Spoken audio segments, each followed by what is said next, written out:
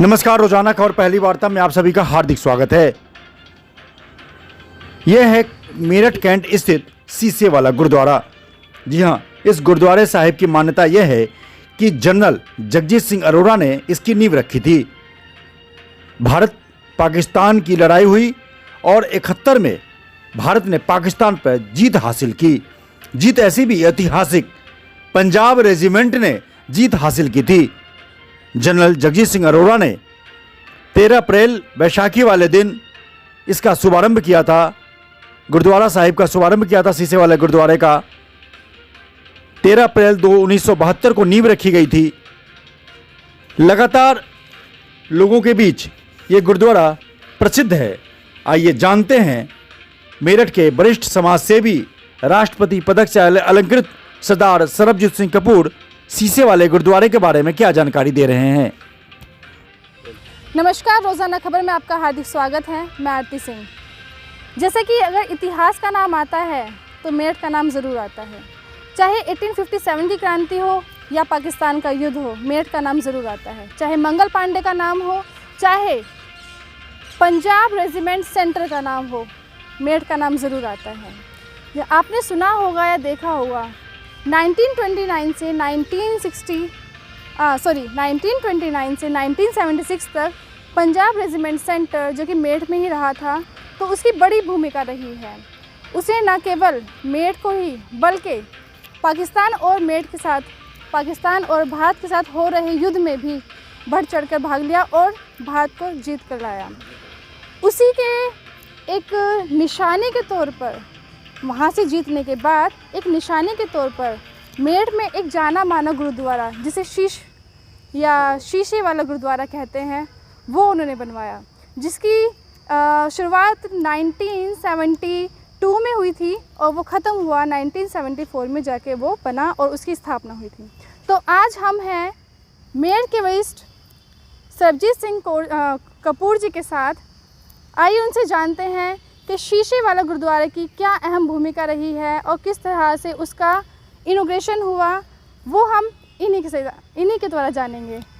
Sir नमस्कार, मैं Sarabjit Singh Kapoor. Punjab regiment gurdwara जो है ये शीशे वाले गुरुद्वारे के नाम से जाना जाता है और इसमें सबसे ज़्यादा ये खुशी की बात है कि जो पाकिस्तान से हमारी सेना ने विजय प्राप्त करी, उसकी खुशी में पंजाब रेजिमेंट ने ये गुरुद्वारे की स्थापना करी।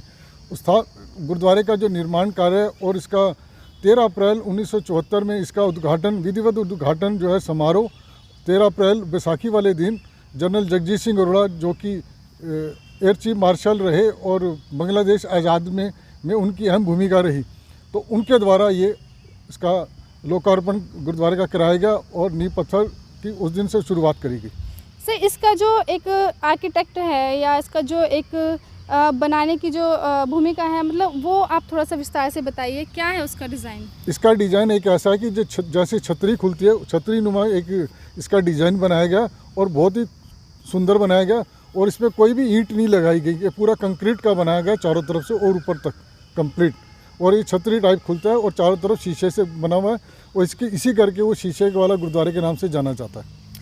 अच्छा, ये सुनने में आता है कि जो पंजाब रेजिमेंट सेंटर था उसने इसकी स्थापना की थी, उसके बाद में वो सेंटर की कहाँ पर पोस्टिंग, मतलब कहाँ वो ट्रांसफ़र हो गया?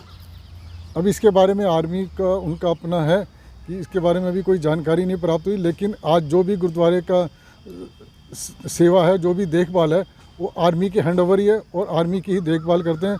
आर्मी द्वारा ही जो ज्ञानी जी हैं वो भी पेड स्टाफ आर्मी के द्वारा ही है सब। अच्छा, इसका कुछ टाइमिंग होता है ऐसे कि कब से लेके कब तक इसमें जाने की, प्रवेश की अनुमति है? या ये सुबह 4:30 बजे गुरुद्वारा साहब को प्रकाश कर दिया जाता है और शाम को 9 बजे तक इसमें आना जाना रहता है और शाम तक सारा दिन ही संगत का आना जाना रहता है और सुबह से शाम तक संगतों का भरपूर आना जाना रहता है और लगभग जब से गुरुद्वारे का टाइम रहता है तो उस समय तक प्रसाद मिलता रहता है।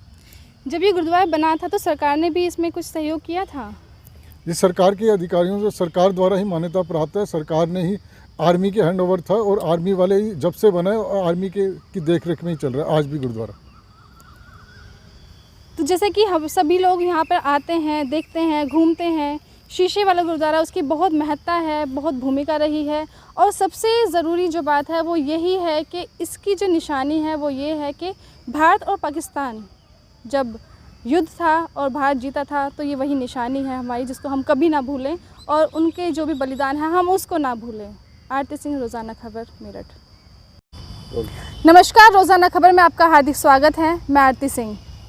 जैसे कि अगर इतिहास का नाम आता है तो मेरठ का नाम ज़रूर आता है। चाहे 1857 की क्रांति हो या पाकिस्तान का युद्ध हो, मेरठ का नाम ज़रूर आता है। चाहे मंगल पांडे का नाम हो, चाहे पंजाब रेजिमेंट सेंटर का नाम हो, मेरठ का नाम ज़रूर आता है।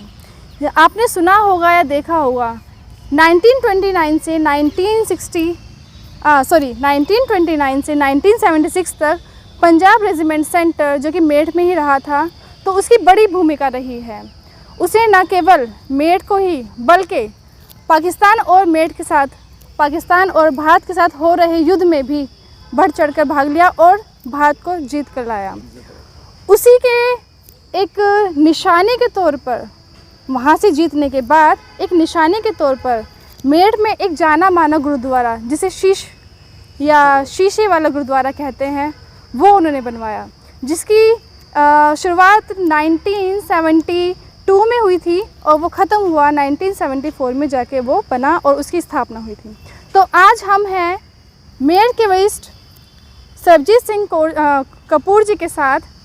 आइए उनसे जानते हैं कि शीशे वाला गुरुद्वारे की क्या अहम भूमिका रही है और किस तरह से उसका इनॉग्रेशन हुआ, वो हम इन्हीं के द्वारा जानेंगे। सर नमस्कार, मैं सरबजीत सिंह कपूर। पंजाब रेजिमेंट गुरुद्वारा जो है ये शीशे वाले गुरुद्वारे के नाम से जाना जाता है और इसमें सबसे ज़्यादा ये खुशी की बात है कि जो पाकिस्तान से हमारी सेना ने विजय प्राप्त करी, उसकी खुशी में पंजाब रेजिमेंट ने ये गुरुद्वारे की स्थापना करी। गुरुद्वारे का जो निर्माण कार्य और इसका 13 अप्रैल 1974 में इसका उद्घाटन, विधिवत उद्घाटन जो है समारोह 13 अप्रैल बैसाखी वाले दिन जनरल जगजीत सिंह अरोड़ा, जो कि एयर चीफ मार्शल रहे और बांग्लादेश आज़ाद में उनकी अहम भूमिका रही, तो उनके द्वारा ये इसका लोकार्पण गुरुद्वारे का कराया गया और नींव पत्थर की उस दिन से शुरुआत करी गई। सर, इसका जो एक आर्किटेक्ट है या इसका जो एक बनाने की जो भूमिका है, मतलब वो आप थोड़ा सा विस्तार से बताइए, क्या है उसका डिज़ाइन? इसका डिज़ाइन एक ऐसा है कि जो जैसे छतरी खुलती है, छतरी नुमा एक इसका डिज़ाइन बनाया गया और बहुत ही सुंदर बनाया गया और इसमें कोई भी ईंट नहीं लगाई गई। ये पूरा कंक्रीट का बनाया गया चारों तरफ से और ऊपर तक कंप्लीट, और ये छतरी टाइप खुलता है और चारों तरफ शीशे से बना हुआ है और इसी करके वो शीशे वाला गुरुद्वारे के नाम से जाना जाता है। अच्छा, ये सुनने में आता है कि जो पंजाब रेजिमेंट सेंटर था उसने इसकी स्थापना की थी, उसके बाद में वो सेंटर की कहाँ पर पोस्टिंग, मतलब कहाँ वो ट्रांसफ़र हो गया? अब इसके बारे में आर्मी का उनका अपना है कि इसके बारे में अभी कोई जानकारी नहीं प्राप्त हुई, लेकिन आज जो भी गुरुद्वारे का सेवा है, जो भी देखभाल है, वो आर्मी के हैंडओवर ही है और आर्मी की ही देखभाल करते हैं। आर्मी द्वारा ही जो ज्ञानी जी हैं वो भी पेड स्टाफ आर्मी के द्वारा ही है सब। अच्छा सर, कुछ टाइमिंग होता है ऐसे कि कब से लेके कब तक इसमें जाने की, प्रवेश की अनुमति है? या ये सुबह 4:30 बजे गुरुद्वारे साहब को प्रकाश कर दिया जाता है और शाम को 9 बजे तक इसमें आना जाना रहता है और शाम तक सारा दिन ही संगत का आना जाना रहता है और सुबह से शाम तक संगतों का भरपूर आना जाना रहता है और लगभग जब से गुरुद्वारे का टाइम रहता है तो उस समय तक प्रसाद मिलता रहता है। जब ये गुरुद्वारा बना था तो सरकार ने भी इसमें कुछ सहयोग किया था? ये सरकार के अधिकारियों से, सरकार द्वारा ही मान्यता प्राप्त है। सरकार ने ही, आर्मी के हैंडओवर था और आर्मी वाले ही जब से बना है और आर्मी की देखरेख में ही चल रहा है आज भी गुरुद्वारा।